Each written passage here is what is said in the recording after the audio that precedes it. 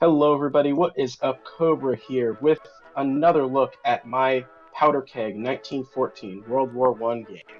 Now, this video is going to be kind of a short video, just a rambling one, talking about some of the artistic decisions in this map, because many people are concerned about the way the proportions look of this game, and I was too. I'm not a huge fan of out of whack proportions of maps, and that's why I really appreciate games like Historical Board Gaming's 1936. I think they have a decent blend of having accurate proportions of land masses while also being fairly playable, but there's always an underlying um, it's kind of realm of uncertainty when it comes to different areas of the globe being too tight for certain conflicts.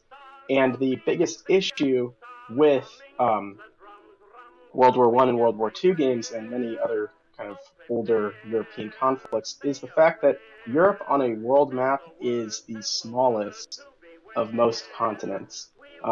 And basically, what that does is, unless you really want to make a world map look out of whack, you have to make Europe pretty big and thereby make it more playable at a downside of it looking realistic, like a real world map.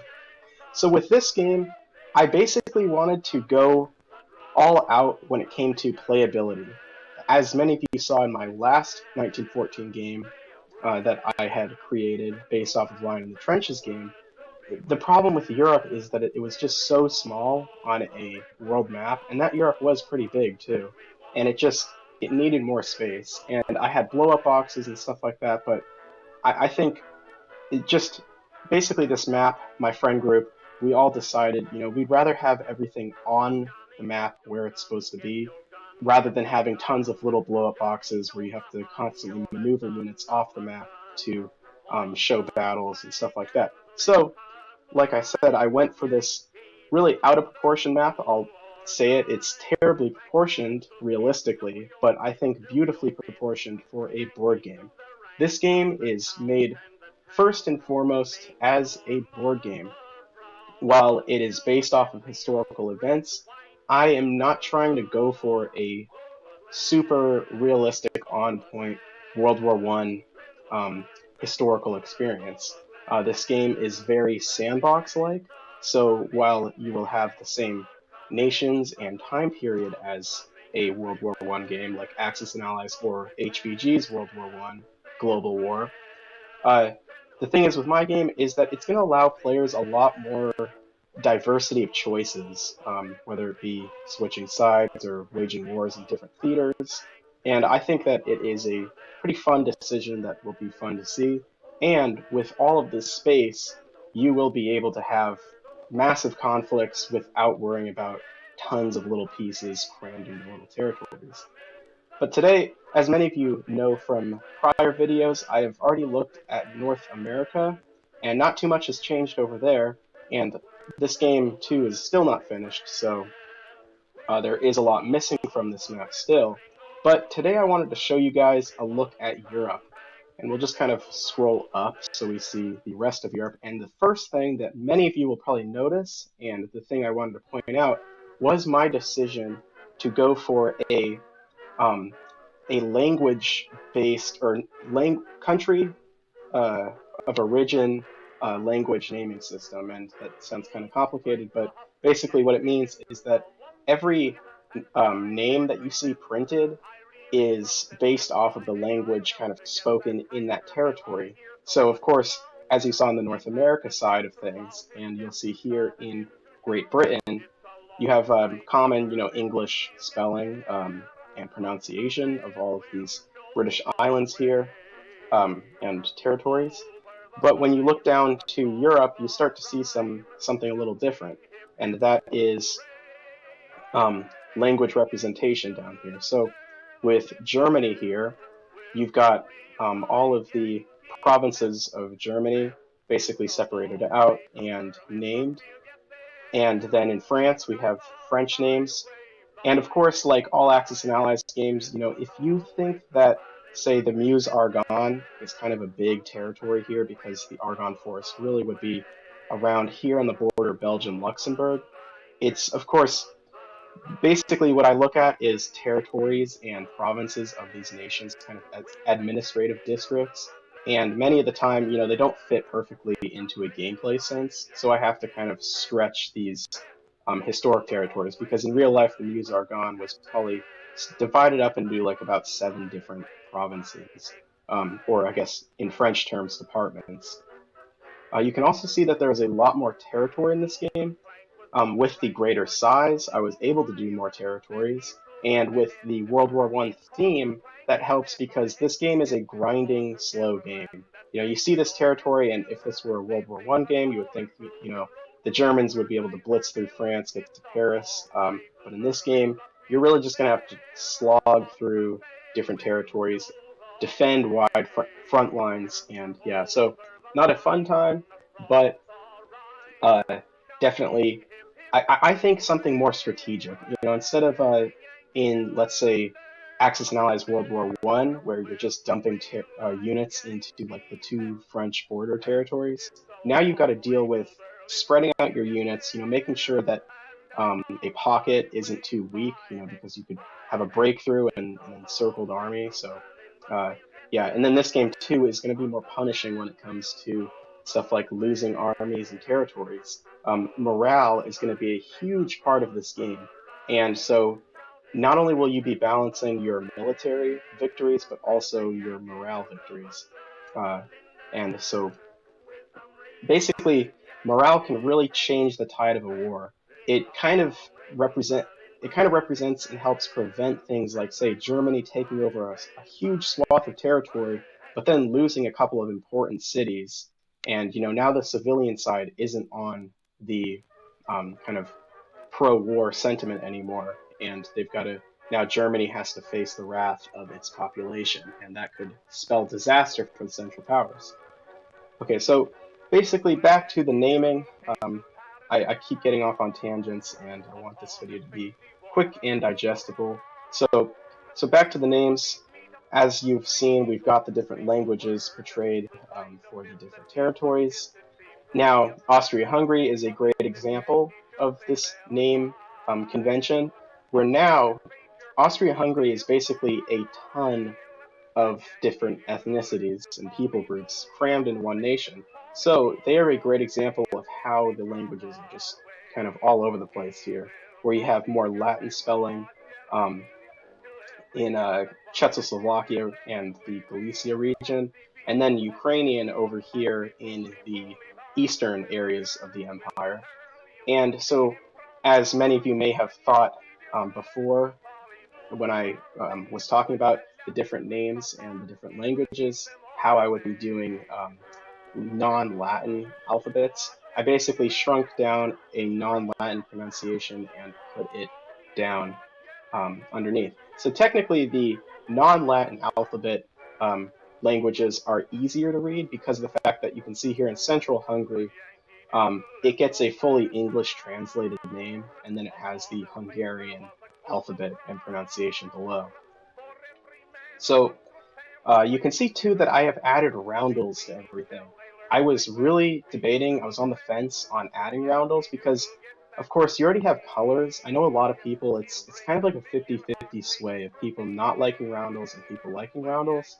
And because I've got these really diverse colors and easy to differentiate borders, I was going to go with no roundels, but then I just kind of experimented around and I ended up coming to a point where I liked.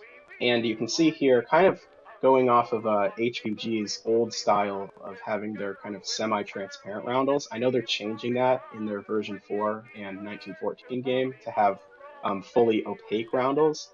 But basically, if I zoom out and I had all these roundels completely opaque, that you could see them, I guess, like perfectly, they get really crowded. It helps, you don't notice it at first, but basically these roundels being slightly transparent really goes towards getting rid of some of the crowdedness.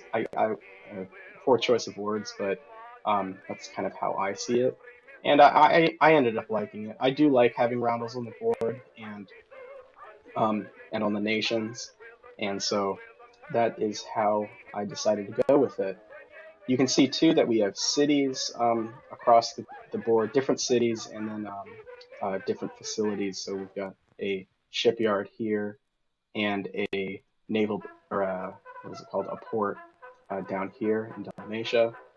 Uh, and then lastly, on the naming conventions, one thing that you may be concerned about is stuff like a setup chart telling you, to set up pieces in this territory. Uh, I'm just gonna say Austria here, kind of in this circular city zone. And as you can see, I can't even pronounce it, but there will not be any setup charts in this game. So there is really no point of having names, and that's why I went for the cool naming convention, because you can see how it's pronounced. I don't know if you're interested in languages. It's kind of fun. And there is really no, one thing that I like to tell people is that you really don't even have to be able to read to be able to play this game. As long as I guess it's set up and you know how to roll the dice, that is all you're going to need. All these territories technically don't even need roundels, names, or anything, just these little cities. I guess the game is very much based off of symbology, so whether it be the city zones, the railways, the rivers. Uh, of course, as some of you have pointed out, and I like, is the the mountains and the rivers. I really like how that all came out. The rails, I I'm not the biggest fan of how the rails look because, of course, um, they're fully black rails. They're really easy to see, and rails do have a big part in this game, so they will probably be kept this way. But I do wish there was a way to kind of get them to be a little less pronounced without blending in with the map. Because if I try to take out some of their opacity, they start looking like these kind of lighter territory lines, and then that causes a little too much confusion. So another fun thing you can see in Europe is the addition of micronations. Pretty much every nation of kind of the 1914, 1910s era is depicted on this map, including these micronations. So I guess a little recap of the different ones in Europe. We have San Marino, smack dab in the middle of Italy.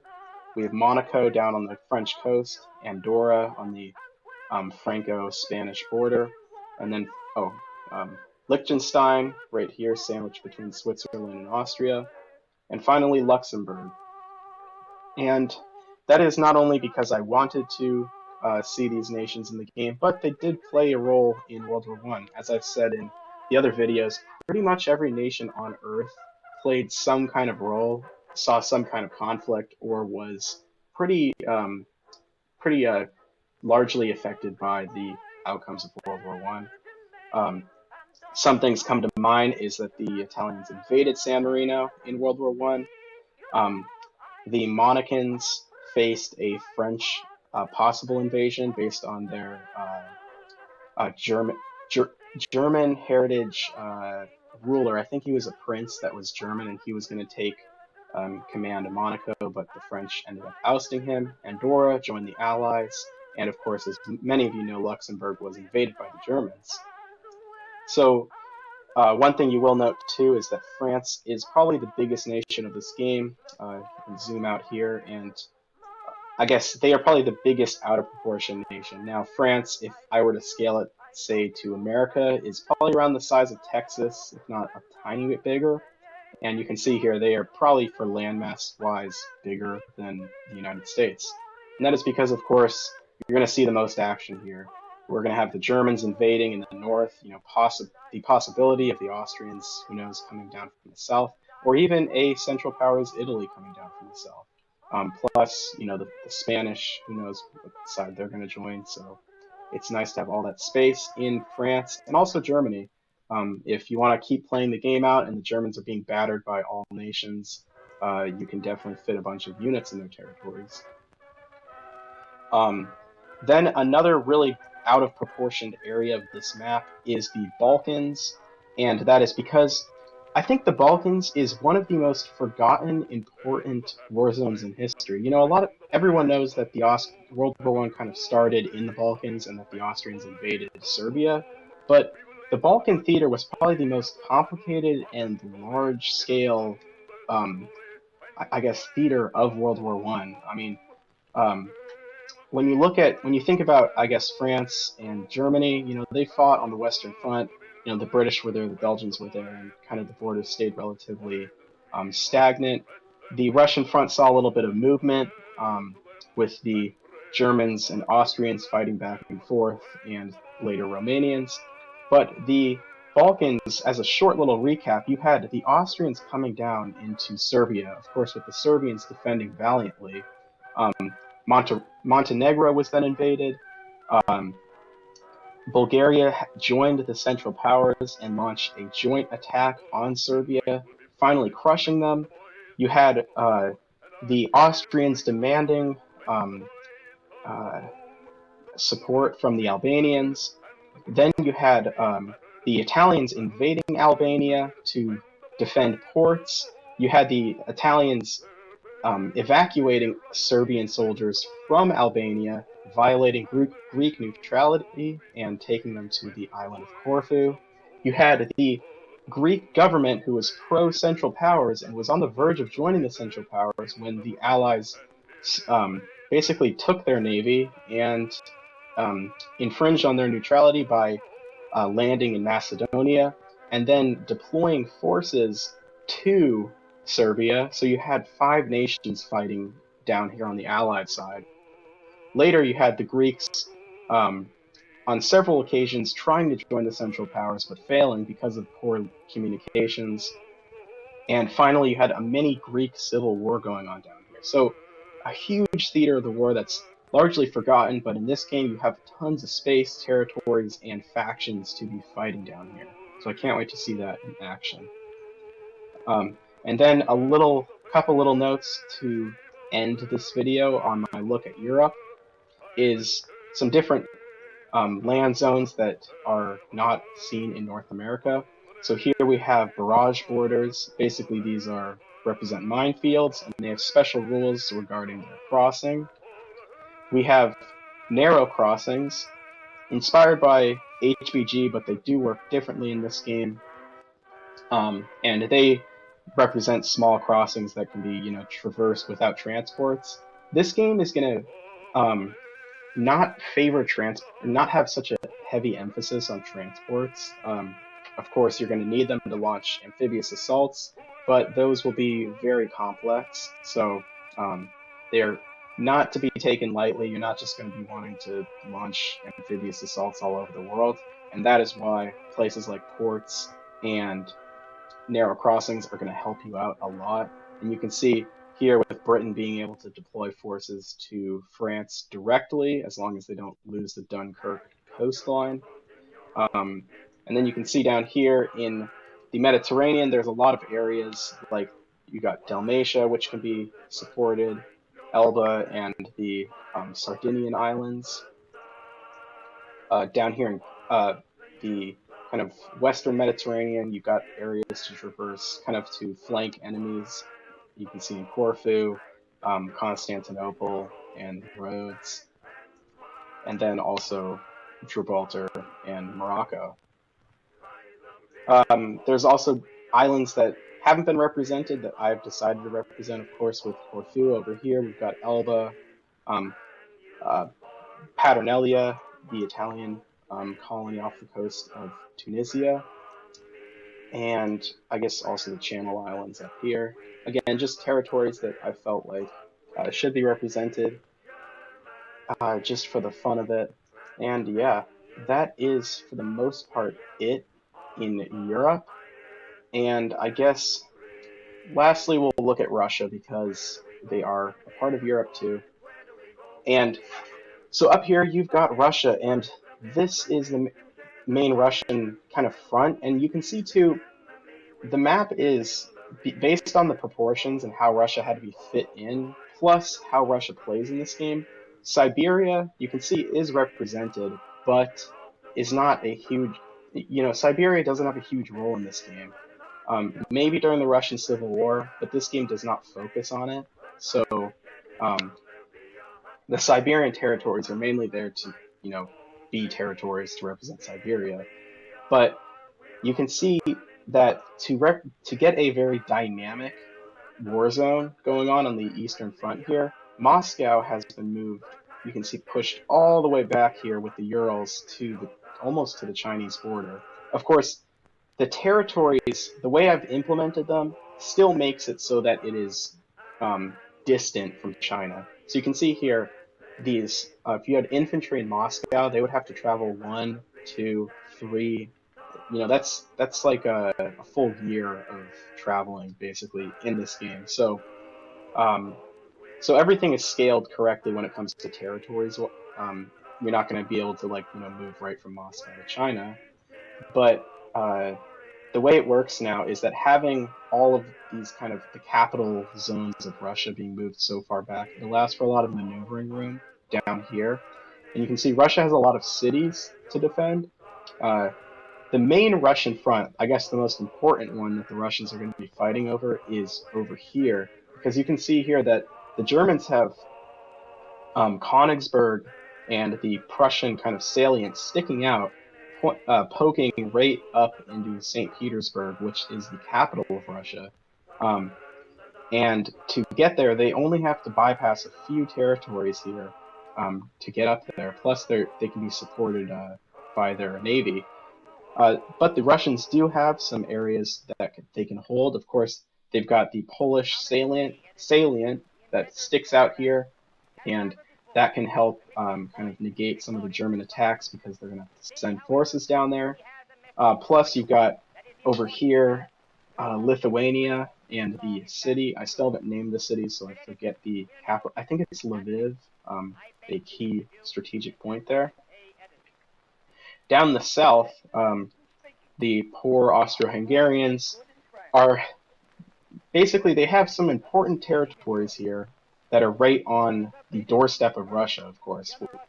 You've got the fortress city of Lemberg right here, a very important territory for the Austrians, and it is sitting right there on the Russian border. And let's say the Russians kind of start collapsing, the Austrians have so much territory to cover before they get anywhere important. You can see an Austrian breakthrough into the Ukrainian flats over here is going to be hit from Kiev, Bessarabia, and also the Crimea. So, and they've got this nice big river crossing to get across to threaten places like the oil fields of the Caucasus. Getting over here into Russia, the other front that they have to contend with is down here in the Caucasus with the Ottoman Empire.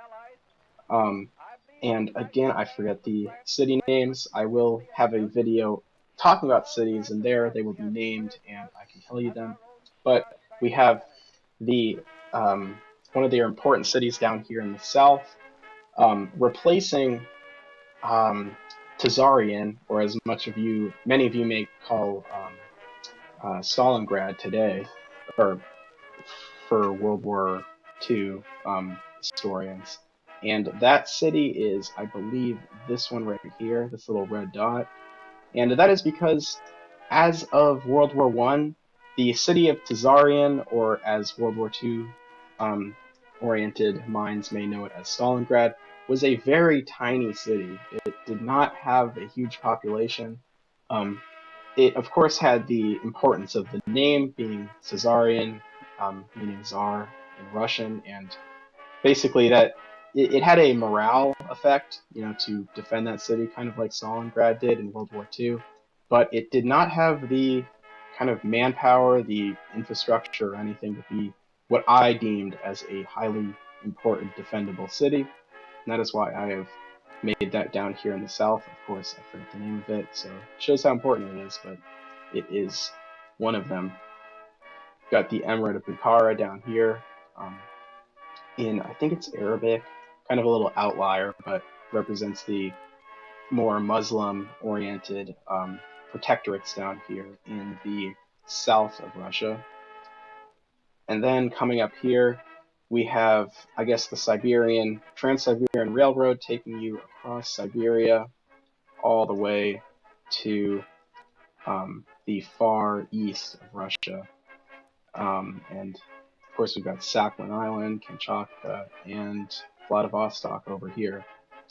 But we will get to the Asiatic theater at some point, but for now, this has been a look at Europe and a little bit of a rambling talk about why the map is so horribly out of proportion. I know it is terrible and awful from a geography standpoint, but I believe, at least for me and my play group, we will definitely appreciate having the expanded space to play with. So I hope you guys have enjoyed this, now I guess kind of longer video, but I hope to see you guys again, and I will probably be talking about another theater of the war in the next one. I guess if you really want to see one, especially comment down below. You know, Africa is a pretty fun, interesting one in this game, but so is places like the Middle East.